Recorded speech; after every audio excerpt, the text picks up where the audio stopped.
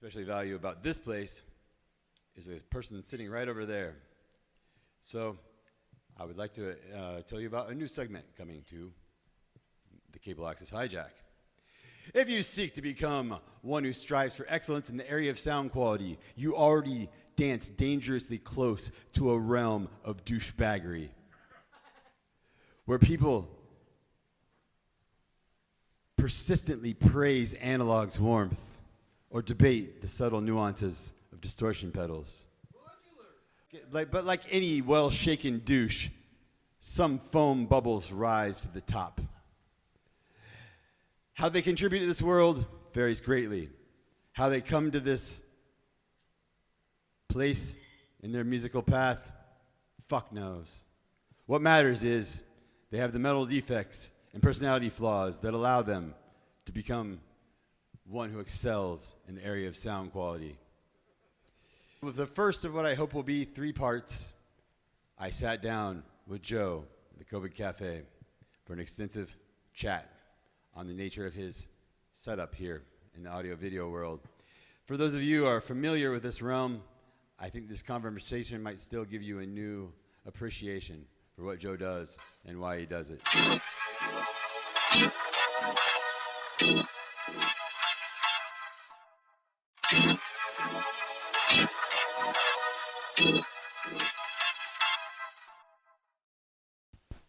If you're sitting in the audience, or maybe even if you're on the stage, you might not consider all of the things going on at once.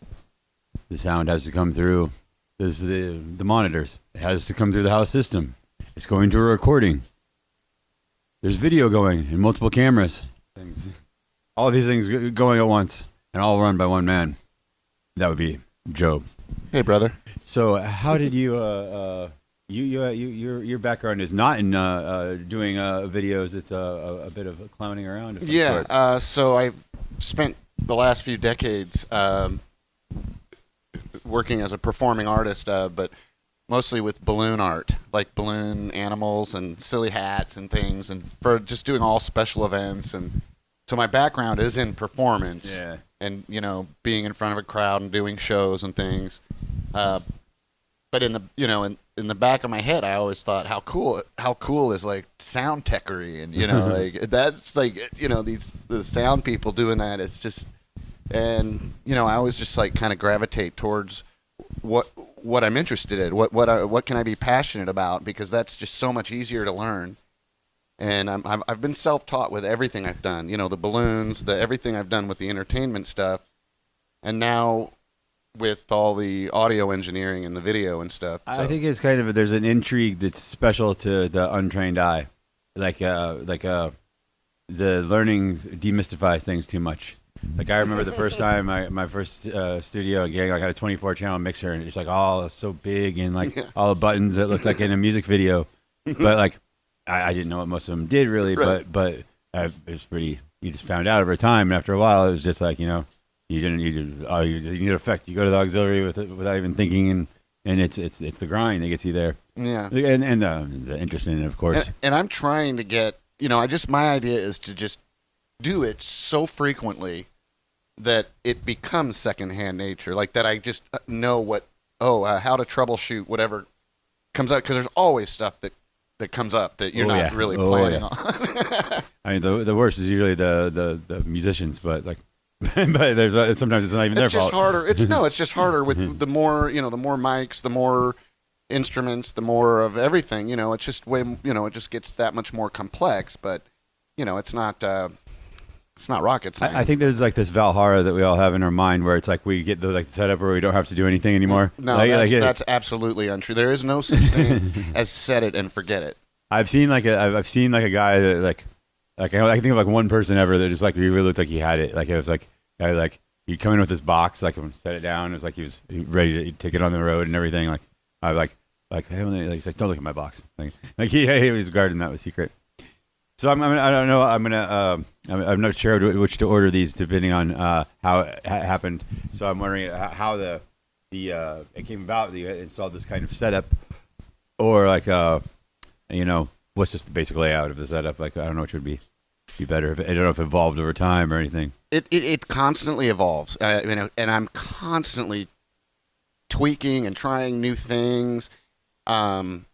Because basically what our philosophy here is, like, you're familiar with Tiny Desk Concert, the NPR. Oh yeah. So we really strive to get that high level of quality.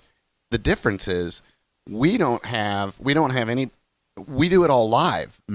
There's no post production because I just don't have that much time in the week. We do so much. So the idea is, and that's what so when I first started, I was going home and mixing everything, and it just took forever. You'd be buried for buried. And so the idea is, okay, how can we do this? How can we work smarter and not harder? And so that's, every iteration, every new thing we try is to make it better live and less work after the fact.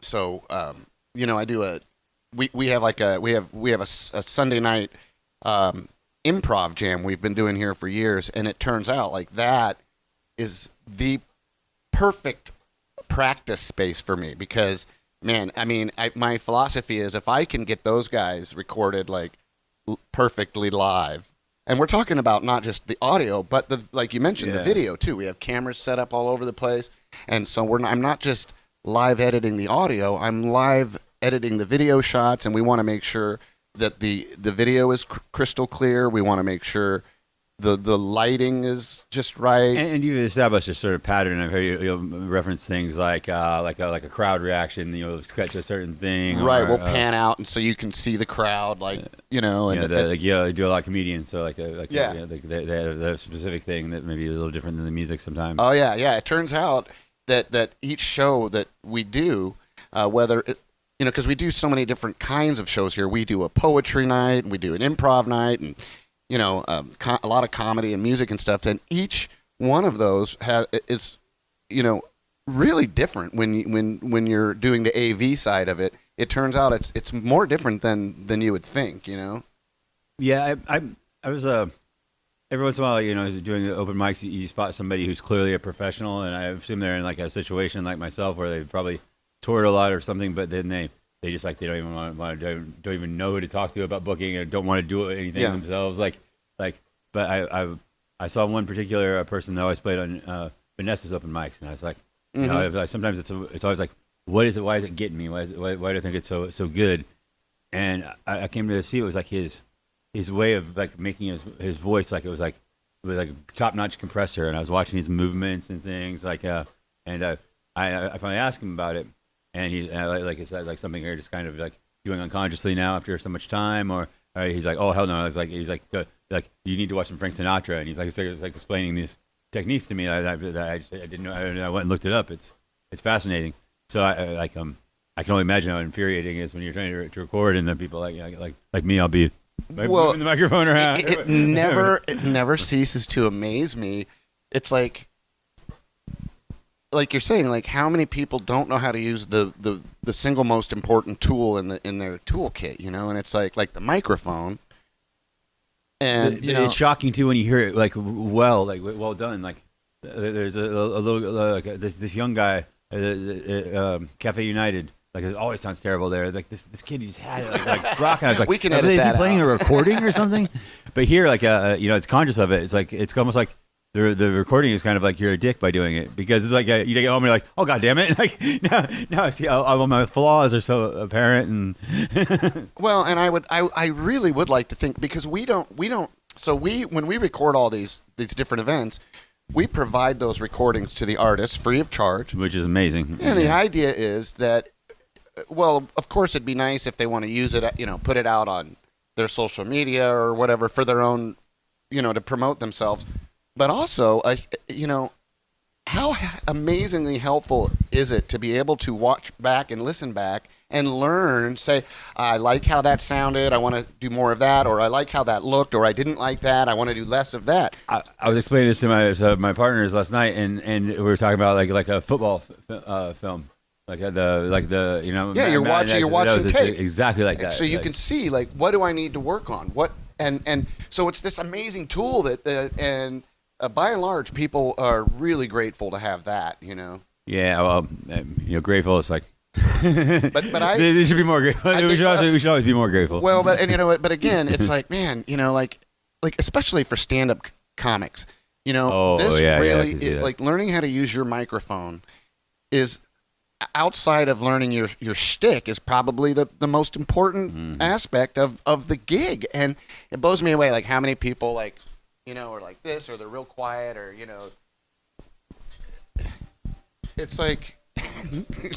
I played for 25 years before I ever was a vocalist, and then it was like there was so many things I had to learn all at the same time. Yeah. I mean, you don't know, you're not born knowing that stuff. Yeah. But also, by the same token, I would like to think that okay, look, here's a video of your thing. Like, for instance, again, the stand-up comics, like, watch the video I give you, and a lot of them don't like to watch themselves perform, but it's a great reason for that. It's a great learning tool. But like, watch the video and notice when you get real quiet or when you have feedback. Or also, I have a spotlight for the comics, and and sometimes the light gets real bright in their eyes, and so they will subconsciously or consciously stand out of the light. Oh, yeah. Well, now you're not in the video anymore. You just go into the dark void, and it's like, watch that and see that you need to stand in the spotlight. And if you want to do stand-up comedy, you should probably get used to the bright lights, and you should probably learn how to use your mic. I mean, you know. And when you're happily doing something for free and giving it to people, when they don't try to use it to improve, it's like, well, if you're not taking it seriously, then I don't feel as enthusiastic about doing it. Well, for you. Yeah. Now, so there are I have a lot of philosophies about doing this, and one of them is like, well, probably the most important one is, you know, leave your ego at the door. Like when I do this. And when I did the entertainment thing, it's like, you got to leave your ego at the door when you walk in. And it's about my clients. It's about the people. It's not about me. And I wanted to do the best job I can do. And it's great now. I want to do the best job I can do at helping other performers and artists shine as brightly as they possibly can. And you're the one that can't bullshit, because you got that, like you're seeing the. You got the raw truth behind it. But I'm not, you know, sometimes I'll get frustrated. Just like I said, if somebody is just like making it really difficult when it doesn't need to be, but it's not like. Anytime there's a problem, I've always seen you just put it on yourself and just like go on with the day. Yeah, I mean, it's not like I'm going to be like, well, I'm just going to give this guy. Yeah. I'm just not even going to, you know, I'm just going to walk away or whatever. It's like, no, this to me, it's an opportunity to learn how to work around those issues and how to get better each time. So if somebody, because I mean, it's a lot easier if, you know, it's somebody who does know how to use all their tools perfectly. That's a lot easier for me. But I want to learn how to do all the hard stuff. It speaks to a greater condition, like of the human. Like we are our species has become very bad about passing information along, which leaves us going nowhere. Mm-hmm. Like people have there's like a real shame in ignorance. Like to me, I have no problem to, like, when it's just a topic I don't know about, I'm very quick to point that out. Like, and I don't speak very absolute about very many things. So that's another one of my philosophies with running sound and the video and stuff is, you know, I realize my limitations. I know I'm self-taught. I realize how little I really understand about what I'm doing, frankly.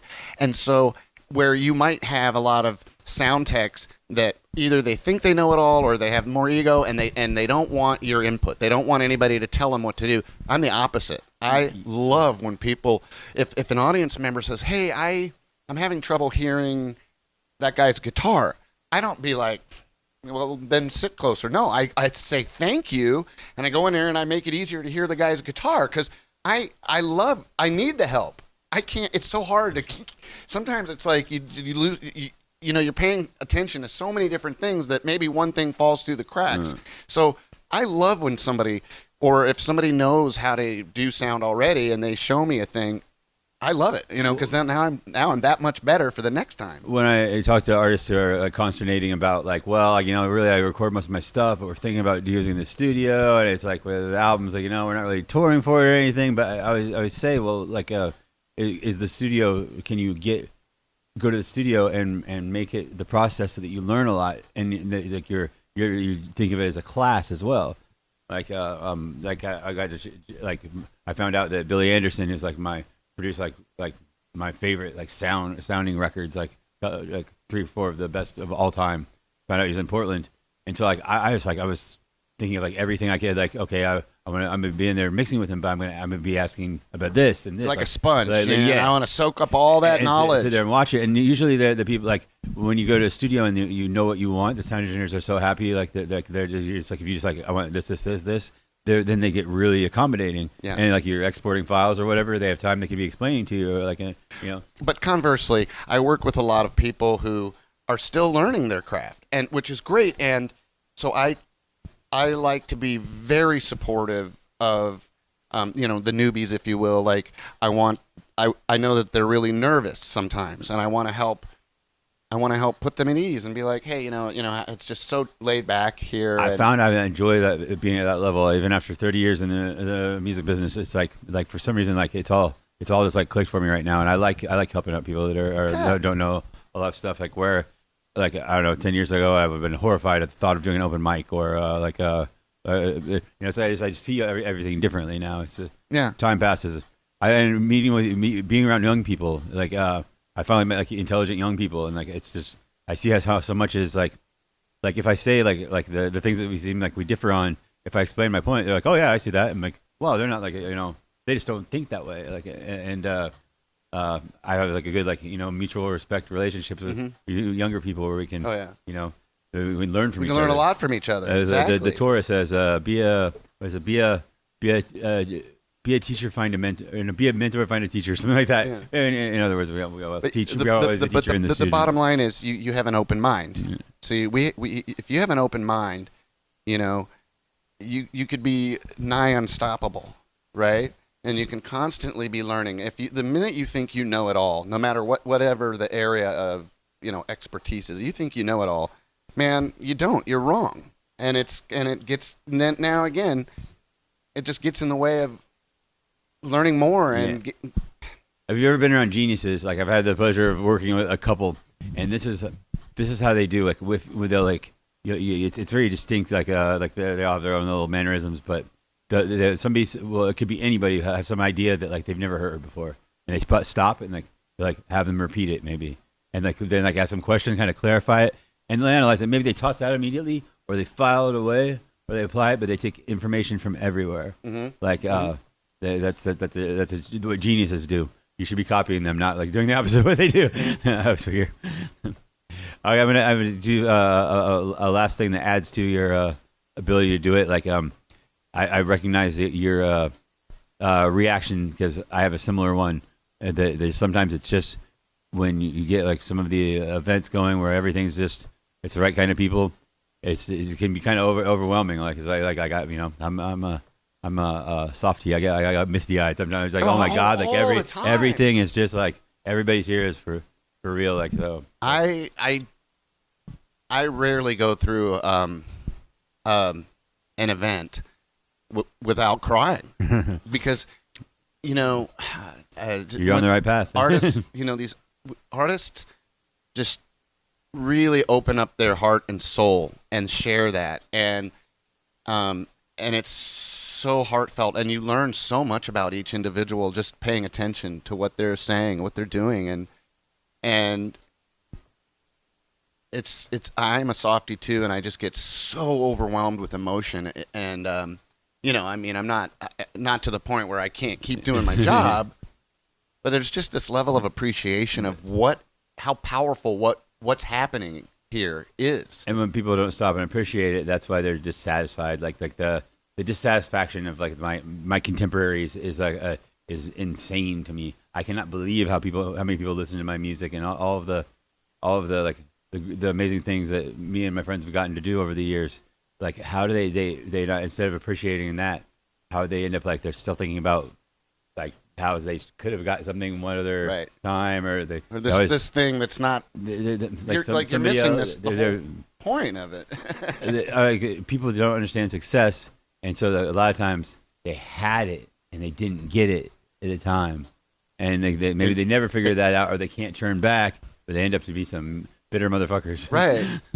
Like they want that. They want to get that fix they like, got oh, the we're first about time. to It's get what do they think it's going to be? What does it look like? You've always, I always have the, yeah, like, you know, what's the utopian vision? What does it look like to you? Because like if you're not doing that, like it's like why not? Why you aim for the highest and see how far you can go? Like we all try to be like Jesus, but like we can't get that way all the way. So like I'm not a Christian, but it is as an example. Like he's a good one. We go to the best. Sure. And like this library project I was talking about. Like what do I see it being like? I see that every single like libraries all over the country have the ability to do a music video, record an album, have an in-house label. They all network together. They can tour. Like I look for that, and then to work with that from that process, because people always say like they always think this idea that the big picture is like, oh, you're putting too much out, you're clouding it. I just don't see how it's you have to have the big picture to some extent. I mean, you have to, obviously the pitfall, or, you know, the thing you have to be careful of is trying to do too much or getting overwhelmed or caught up in all the things. It can be, but you still have to. But you just have to do it better. Like it's right. Well, that's exactly right. It's right. Learn how to do it to where, you know, you're not going to be overwhelmed. But and that's just a kind of, you know, it's like you learn this in. I would hope that in kindergarten, the more you do something, the better you get at it. The more you do, and so my whole thing is just if I'm passionate about something, first of all, it's a lot easier for me to learn it, and then I just want to just throw myself into it, just full body and everything, and just do it over and over again, and watch the evolution trips me out, dude. Like I'll go back. I mean, and it doesn't bother me. I actually quite enjoy looking at all the first videos or the first audios or whatever, and seeing how it gets better over time, and it's just slowly just dialing. And it might be 2 steps. It frequently is 2 steps forward, 1 step back. Okay, I mean that's how it is. But boy, over time, you're trending in the right direction, and it's so cool just to. It's great to have this archive to just be look how far we've all come. I've edited so much of this stuff, and like it spent so much time that it's like I noticed like the details like really quickly. Like the other day I was editing one. I'm like, did you move the camera? Like, yeah, exactly. Yes, and that's because like we're constantly tweaking. You totally noticed that, but like it's like, well, I just wasn't happy with that one angle. It just never worked for me, and so you know, I mean, it's our venue, so we kind of get to kind of mess around with stuff and like I said, tweak stuff and. Do you have anybody that's like your if you like that's kind of doing a similar thing, or somebody you go to if you get stuck and have a question? Not well. I mean, I know other like sound techs, but not really. They're like I normally if I get kind of stubborn about. I am kind of stubborn. This might be where I shoot myself in the foot a little bit, but I'm so hell bent on learning it myself. So, you know, that makes it harder and takes longer to get there. But ultimately, I think if I have like a question, you know, like if I'm, you know, a lot of times I'll look up a video, you know, on YouTube, or I'll check there are support groups for the equipment that I use, you know, for like the camera setup, and, you know, see if there have been similar issues raised. And so you can, you know, if push comes to shove, I'll go and I'll do some research. And then I think for me, like almost as a last case resort, I will go and I will ask somebody that I know who a classically trained sound tech, and I'll just be like, do you think you might ever employ these skills into a kind of multimedia, like now you're documenting about like using the same skills to create? Like, I don't know. I haven't really thought that far ahead. Like I really, really like being present in the moment.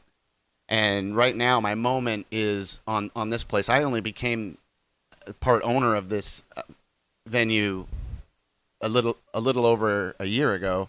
And I just want to do my best at that job as I can. And so I'm not really worried about what next year will bring. I'm worried about tomorrow, if you will. You know? And here we are, one of my favorite concepts. You need to know who you are, where you're at, and what you're doing. Right. Then you can think about what you want. And if you aren't able to do these things, and don't be snarky with me. Most people don't have any of these answers. Right. You will never be happy.